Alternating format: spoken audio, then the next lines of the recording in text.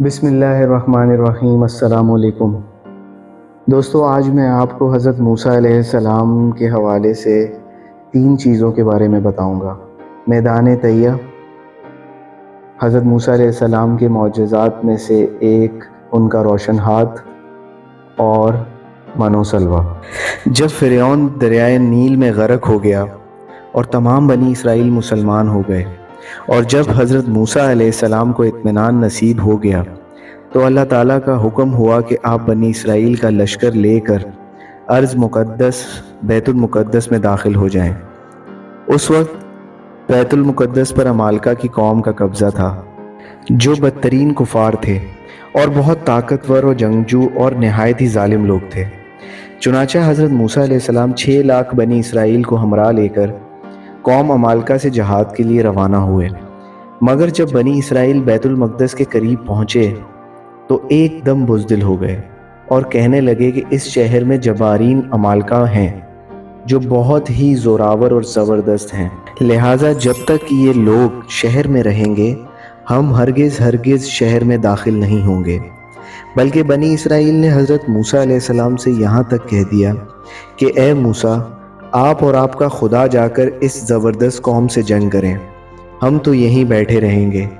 بنی اسرائیل کی زبان سے یہ سن کر حضرت موسیٰ علیہ السلام کو بڑا رنج و صدمہ ہوا، اور آپ نے باری تعالیٰ کی دربار میں یہ عرض کیا کہ ترجمہ: اے رب میرے، مجھے اختیار نہیں مگر اپنا اور اپنے بھائی کا، تو ہم کو ان بے حکموں سے اجازت رکھ۔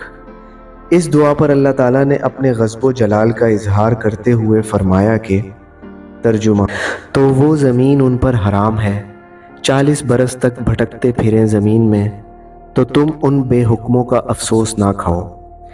اس کا نتیجہ یہ ہوا کہ یہ 6 لاکھ بنی اسرائیل ایک میدان میں 40 برس تک بھٹکتے رہے، مگر اس میدان سے باہر نہ نکل سکے۔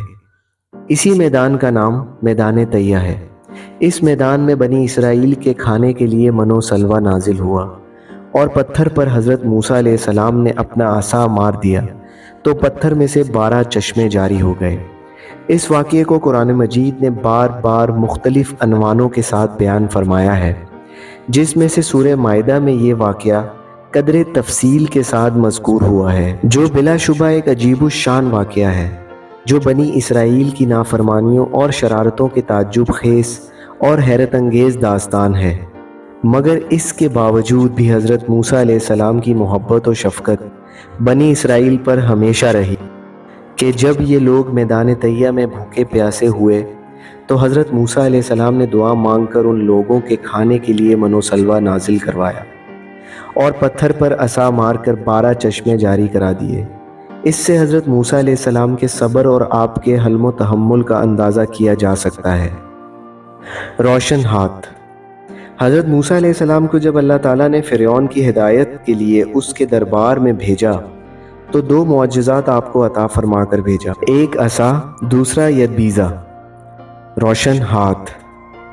حضرت موسیٰ علیہ السلام اپنے گریبان میں ہاتھ ڈال کر باہر نکالتے تھے تو ایک دم آپ کا ہاتھ روشن ہو کر چمکنے لگتا تھا۔ پھر جب آپ اپنا ہاتھ گریبان میں ڈال دیتے تو وہ اپنی اصلی حالت پر ہو جایا کرتا تھا۔ اس معجزے کو قرآن عظیم نے مختلف صورتوں میں بار بار ذکر فرمایا ہے۔ چنانچہ سورہ طٰہٰ میں ارشاد فرمایا کہ ترجمہ: اور اپنا ہاتھ اپنے بازو سے ملا، خوب سفید نکلے گا بے کسی مرض کے، ایک اور نشانی کہ ہم تجھے اپنی بڑی بڑی نشانیاں دکھائیں۔ اسی معجزے کا نام یدبیزہ ہے، جو ایک عجیب اور عظیم معجزہ ہے۔ حضرت ابن عباس رضی اللہ تعالیٰ عنہما نے فرمایا کہ حضرت موسیٰ علیہ السلام کے دست مبارک سے رات اور دن میں آفتاب کی طرح نور نکلتا تھا۔ من و سلویٰ: جب حضرت موسیٰ علیہ السلام 6 لاکھ بنی اسرائیل کے افراد کے ساتھ میدان طیہ میں مقیم تھے تو اللہ تعالیٰ نے ان لوگوں کے کھانے کے لیے آسمان سے 2 کھانے اتارے، ایک کا نام من اور دوسرے کا نام سلویٰ تھا۔ من بالکل سفید شہد کی طرح ایک حلوہ تھا، یا سفید رنگ کی شہد ہی تھی جو روزانہ آسمان سے بارش کی طرح برستی تھی، اور سلویٰ پکی ہوئی بٹیریں تھیں جو دکنی ہوا کے ساتھ آسمان سے نازل ہوا کرتی تھیں۔ اللہ تعالیٰ نے بنی اسرائیل پر اپنی نعمتوں کا شمار کراتے ہوئے قرآن مجید میں ارشاد فرمایا کہ ترجمہ، اور تم پر من اور سلوہ اتارا۔ اس من سلوہ کے بارے میں حضرت موسیٰ علیہ السلام کا یہ حکم تھا کہ روزانہ تم لوگ اس کو کھا لیا کرو اور کل کے لیے ہرگز ہرگز اس کا ذخیرہ مت کرنا۔ مگر بعض ضعیف الاعتقاد لوگوں کو یہ ڈر لگنے لگا اگر کسی دن من و سلوہ نہ اترا تو ہم لوگ اس بے آب و گیا چٹیل میدان میں بھوکے مر جائیں گے۔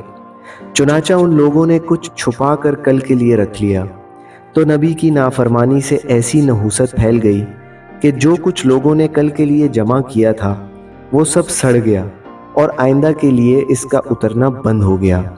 اسی لیے حضور اقدس صلی اللہ علیہ وآلہ وسلم نے ارشاد فرمایا کہ بنی اسرائیل نہ ہوتے تو نہ کھانا کبھی خراب ہوتا اور نہ گوشت سڑتا۔